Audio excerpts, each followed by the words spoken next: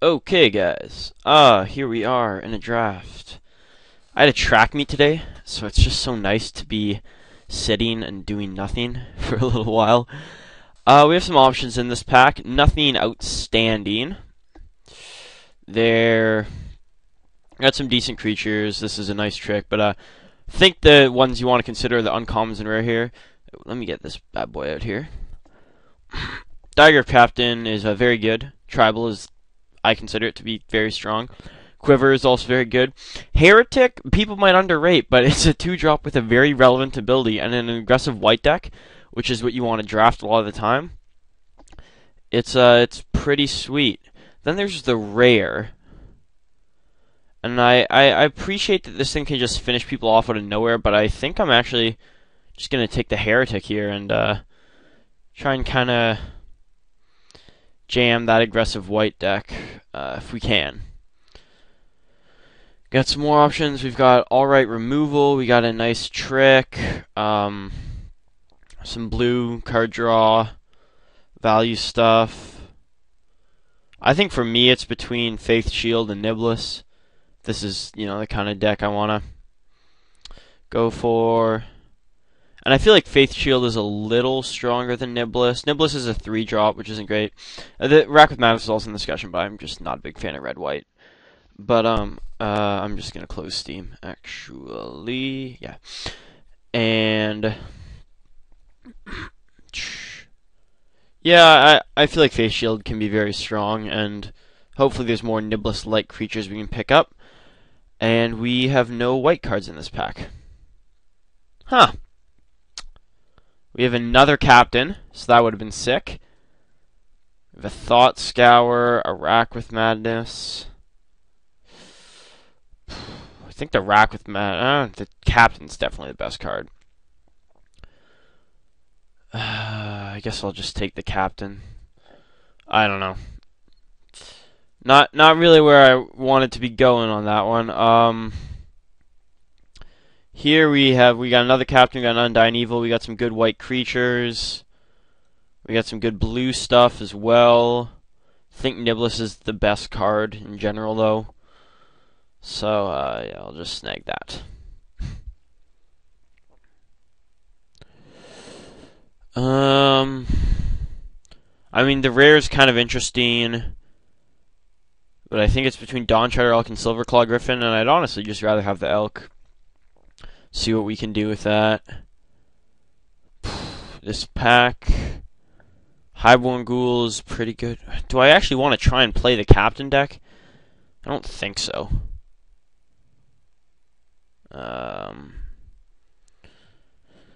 If I wanted to play the Captain deck, I would take a Highborn Ghoul here.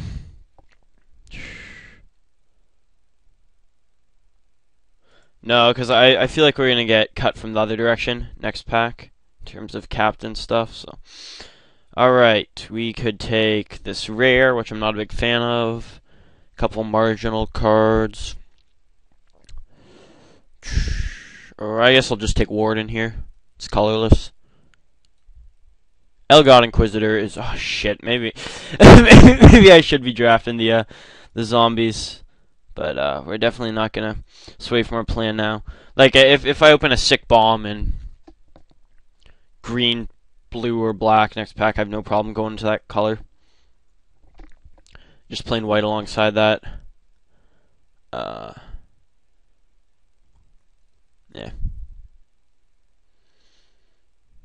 See what we can get. Okay, so we did not wheel the captain, so it's probably correct to not try and force that then, because someone else is obviously in on that, and we did pass him a lot of sick zombies. I feel like the card I'm most likely to play is Bone Tash, I guess. I don't know. Here, Black Cat would be the card I'd be most likely to play, even if I'm not a big fan of it. I think Russell Wall is actually the best card in this pack, but I'm just going to snag the Matic here.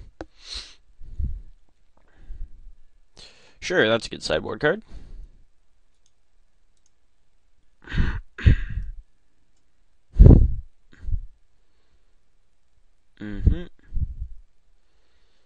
Not too great in this first pack. Don't have anything outstanding. I think if I just tried to draft the zombies on this one, it might have turned out a little better, unfortunately, but you know. Oh shit. Well, I didn't hide that much yet, so. Okay, let's get rid of that.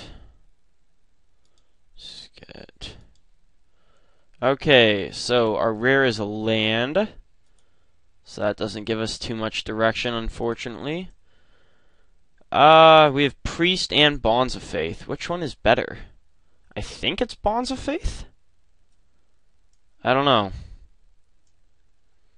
Unfortunately, no matter what, we're going to be sending our Cleaver. Cleaver is very strong in humans deck as well. We just don't have that much humans.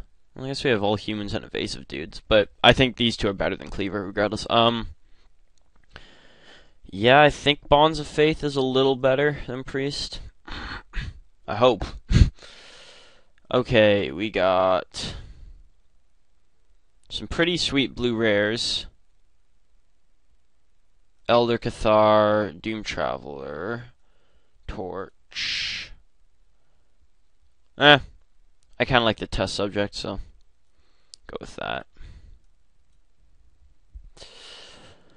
And then I guess I should probably just start hiding these dudes here. I'll leave Elk in there in case I see like a really big green signal, but no, I might as well just hide it. Okay, we're seeing some good blue cards here. Waif is also very good, but I was gonna be like, oh yeah, I'll take Silent Departure. That Grasp is just kind of its big brother, and it's also quite good. This one, how many instants and sorceries do we have?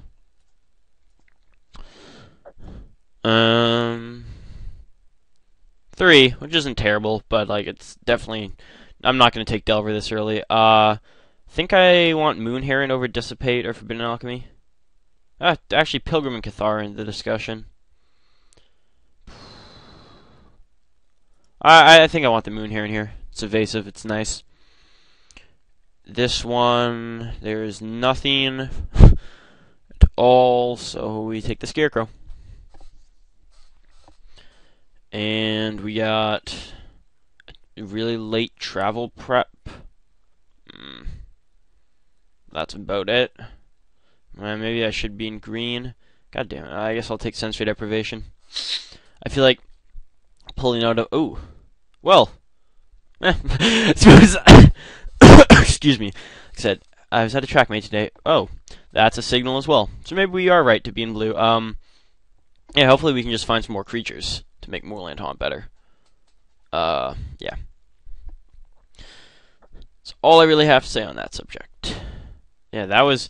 I was saying, like, that's, I would like to cut Scarecrow from the main deck and possibly Bone to Ashes, but... And possibly this guy as well. We don't have much to ramp to at the moment. But, yeah, I was gonna say, like, geez, that, Travel Prep and even that Fast Ride board, those are coming around kind of late. Maybe I should be in green. And then we got past Moorland Haunt and Claustrophobia, so I'm hoping things will be alright. Looks like we did get cut from white a little in this pack. Guess Cobbled Wings? I don't know. Hopefully the person on our other side, if they weren't in white already, didn't take up white upon being past the Priest, because then we could be in trouble, but definitely gonna take Stitcher's Apprentice here. It's not the most aggressive 2-drop, but it's a 2-drop, and its ability is kind of cool. So... yeah, I want the second Moon Heron here. I want to get some lower drops now. Like if it was between Moon Heron and Elder Cathar again at this point, I would definitely just take the Elder Cathar. You always want when in doubt, you want to take the cheaper creature. Like what's a kind of mediocre card like the double flip white one up. Thraben Sentry. I mean, like he can be good and all, but a lot of the time you would just rather have a solid 2-drop because if he like it depends on the deck. Like if you have a lot of this type of stuff, he's very good. Even though I don't have the card, but I'm talking about. Oh yeah, I'll play an Alchemy. But yeah, you would. Shit, lost my train of thought. Right, when in doubt, you want to take the cheaper creature. Like I would take a, I'm not sure. I would take like a Elder Cathar over a Thraben Sentry, I think, and in the majority of white decks, just because it is like it really, especially with 2-drops, because then you can start doubling up fairly early on. But it does actually make a big difference when you're playing guys and they're not. Fortunately, only 2 of our 2-drops here are really aggressive. I think we're more of a control-y blue deck. Trepanation Blade. That's not actually stone unplayable. I mean, if I need more cards, I'll play it. It's pretty bad, but it's not completely terrible. I think. Alright, let's see what Pack 3 has for us. Okay, so what we really want to be doing at this point in our deck is prioritizing creatures for Moorland Haunt and just general being able to win the game purposes. And we don't really have a lot of milling action. Like we have Alchemy, but we don't really have enough creatures. I think this will be good enough. We do have some solid 2-drops here. That guy's quite good, actually. And this kind of big guy. But I just want the Midnight Haunting. I mean, it's not a 2-drop or real, quote-unquote, creature. But it's very good, so. Solid removal, solid dude, solid removal. But this guy is a really solid dude, and he's a 2-drop, and he's a creature. So, we'll pick him up here gladly. This pick, I think, is Voiceless Spirit better than Scab in our deck? Probably. All these artifacts are under consideration. I would not want to play all of them, I don't think, for sure. Yeah. And this, obviously, is a land, so you can't count it.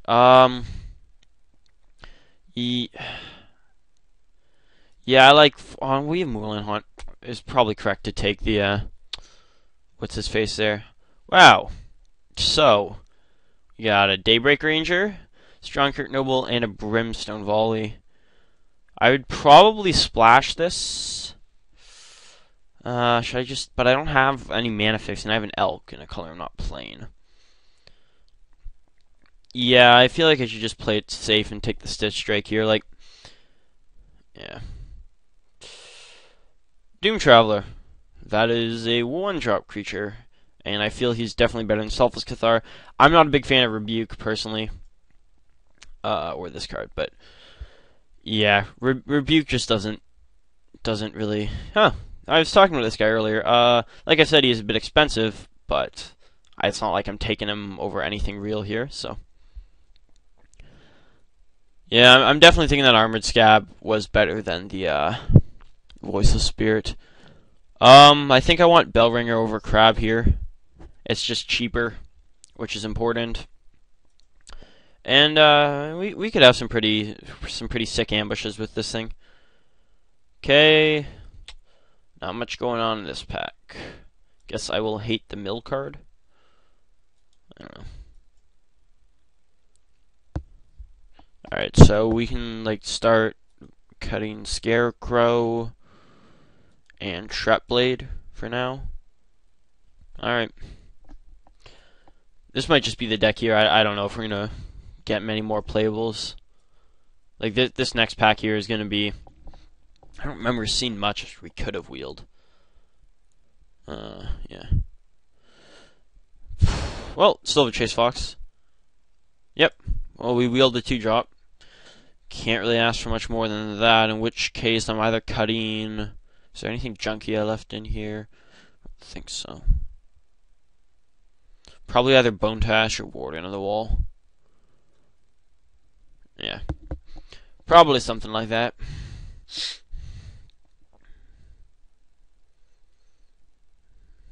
I mean, we do have this guy's pretty sweet, actually. He does win you a lot of games you could not have won otherwise. We already have Enchantment Hate in the form of Ray. So I'll just take some Land Hate. Flail. I do not need to flail about. Ooh, someone took a land over this. What's the most powerful card here? I guess Harvest Pyre? Or maybe I just wanted the stake in case they came up against vampires. Stony Silence? Sure. Not even Sure what that's good against? Grimoire of the Dead, I guess. I don't know. Sure. Alright, this is going to be an interesting one. Let's see how it turns out in deck building. Yeah, and in retrospect, I definitely wanted that Armored Scab over the Voiceless Spirit, I think. I mean, Moorland Haunt was probably enough. Plus, I had, well, did I have Stitch Drake yet? No, I don't think I had Stitch Drake yet, but once I had Stitch Drake. Okay. Just play all our creatures is basically the plan. And then what's better, Bone to Ash or Warden? I mean, no. Yeah, Warden doesn't really have much to ramp to. Like, actually, it has nothing to ramp to. I could probably play 16 lands in this deck. Just play, like, Scarecrow or Trepblade, but I think I'm good with 17 and just Bone to Ash. Because, yeah, one of our lands isn't going to be making colored mana anyways. It's more of an ability thing. Sort by color. Yeah, 8 and 8 looks good. We do have double on Spectral Rider, but we got double on a couple things in blue. And a little more in white, so we'll see how this goes. See you guys in round 1.